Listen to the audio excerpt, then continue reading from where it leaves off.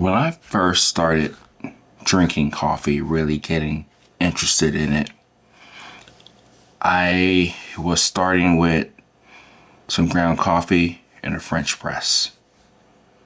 Can't remember the timeline of how long that lasted. But as I think right now and try to help, beginners and people who are just getting started out, and over the weekend, I was just thinking about all the things that I've been doing with my particular grinder. If I had to start today, this is what I would do. And this mainly pertains to coffee grinders. I will get this grinder right here. This is a K2 Kin grinder. It works really well. And, just get a basic pour over or French press, AeroPress, whatever you may want to get. I think this will last you a lot longer than all the other stuff that you will probably accumulate over time. This grinder right here is not cheap if you're first starting out. It's not. It's about $80, $70, $80.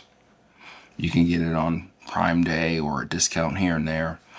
But if you're just getting started, this is what you're going to get. Very simple grinder. You can actually do espresso and other stuff with this grinder. You can do French press, of course. Everybody can do French press, right? Very simple grinder. The dowels and everything on it. It's kind of one of the drawbacks, but also something of benefit to you, as I will soon to explain. And this is the grinder that will last you, I would say, at least a year. Grinders are everything. Grinders tell the story of the coffee. It helps better paint the picture of what we're actually tasting, what we're actually experiencing, what we're actually doing with the coffee. It's the ultimate feedback loop that we have in this whole thing. Yes, our palates are very important. As time, they will develop.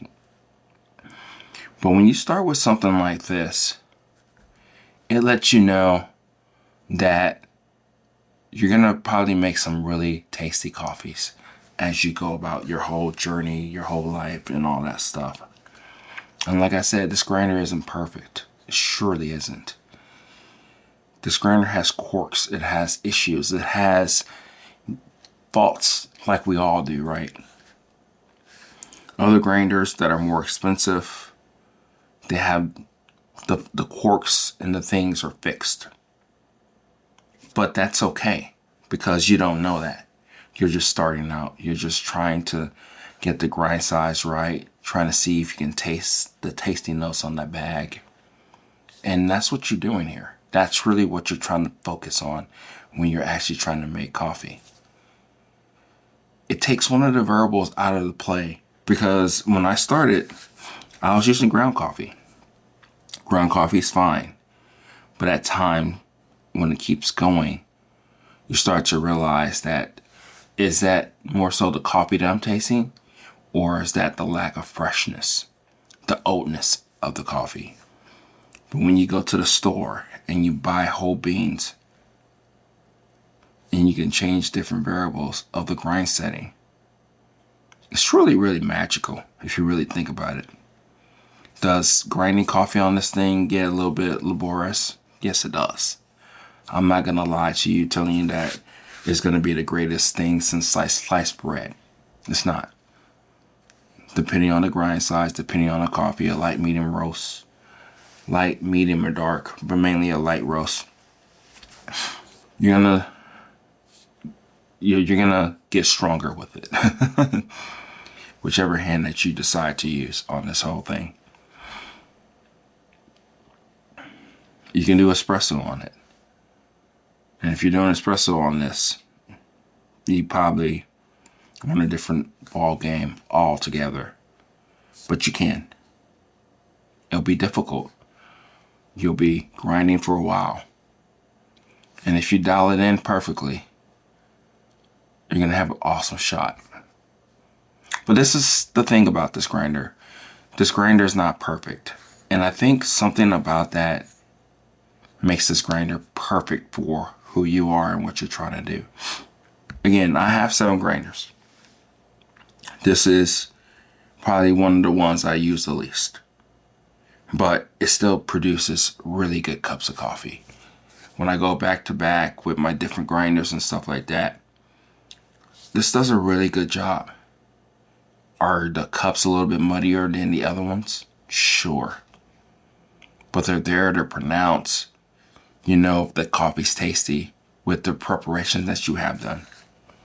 And it being imperfect will give you better understanding of what you're looking for in a particular grinder.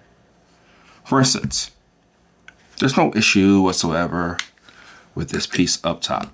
There's no issues at all. You know, it's easy to turn and do your thing. Okay, there's no issues there. So you're not getting really that big of a benefit when you actually get another grinder. Probably some a little bit longer, whatever. It is what it is. One of the limitations right here is actually inside of here. It can't hold as much coffee. So you can probably throw about 30 grams at most in here. And when you fill up the whole thing, you will have to stop and dump it. Other grinders have that issue too. So that's not really that unique to this particular grinder. Okay. So you'll get a bigger catch can in other grinders. Sometimes they're a little bit, they have magnetic, so you don't have to twist this and everything. But truly, really the biggest drawback of this grinder is this right here. This is how you dial in your coffee. This is how you change your grind size. I will talk more about this in another video. But at the end of the day, whatever the manufacturer gives you in order to actually grind your coffee, it's actually quite bullshit. It is. It doesn't really work as well as they say it does. There's reasons for that. But at the end of the day, this is the biggest drawback, because the reason why is because even though it has dials and numbers and all that stuff, you'll tend to forget. You'll tend to not know which grind size that you're at. There's fixes for that. But as you play around with the dial in your coffee, see what it's all about. Those are some of the benefits that you do get with other grinders. You have the dials usually at top. It's easy to read the numbers, easy to remember what you're doing.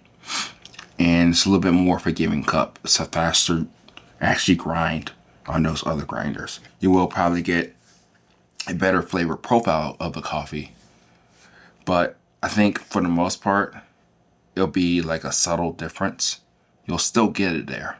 But it's one of those things to where you're realizing that, as I tell you this, is that this grinder works really, really well.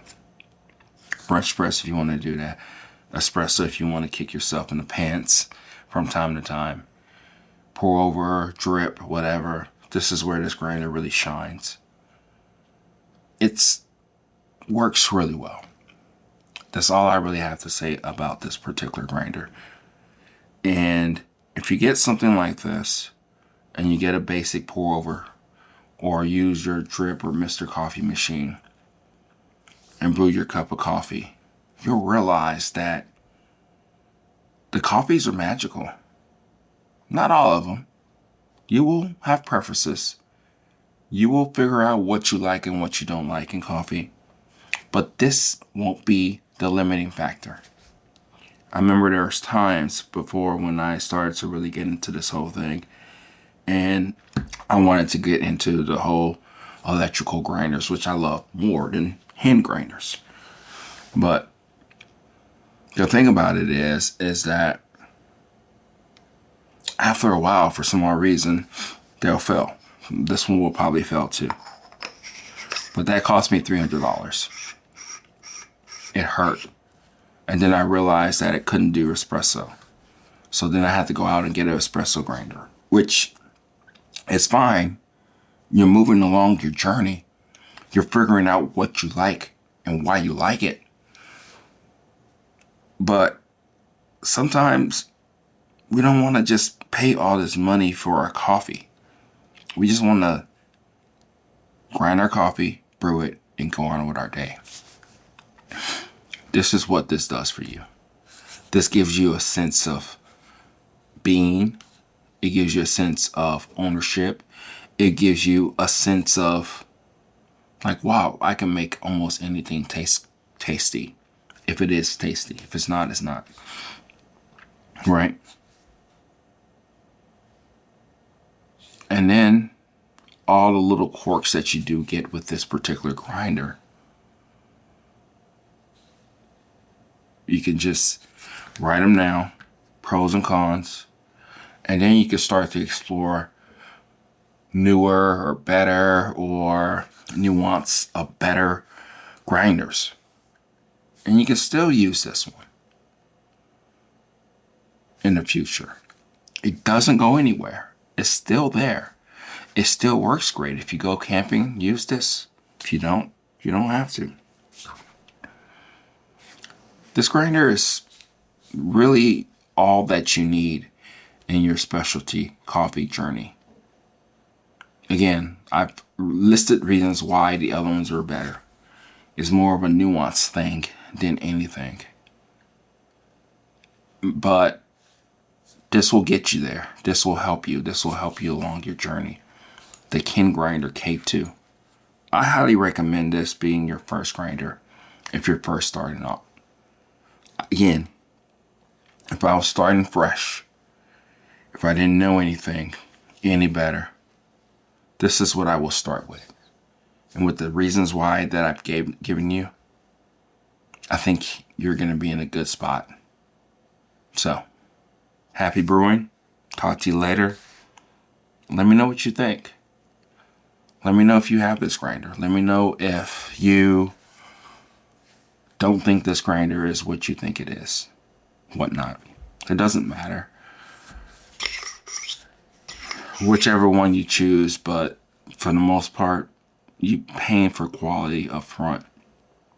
If you get something less than, you're just going to buy something like this anyway. So, talk to you later. Bye.